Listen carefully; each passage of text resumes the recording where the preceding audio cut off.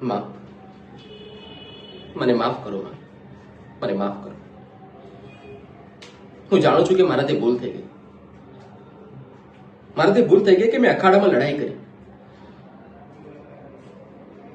માં, તમને એવું લાગતું હશે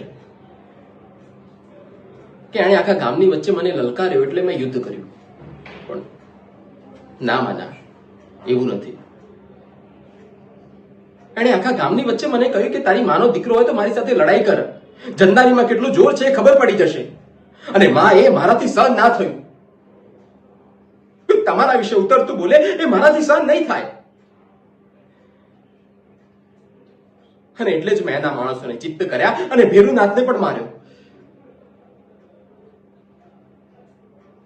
માં, તમે જાણો છો કે હંમેશા બધાની વચ્ચે બેન દીકરીઓ વિશે અપશબ્દો બોલતો હોય છે, બેન દીકરીઓ માટે ઉતરતું બોલતો હોય છે.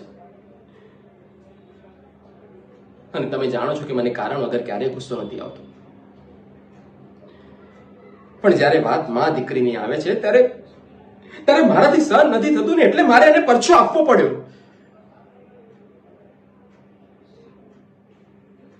તેમ છતાં માં, તમને લાગતું હોય કે મારો વાંક છે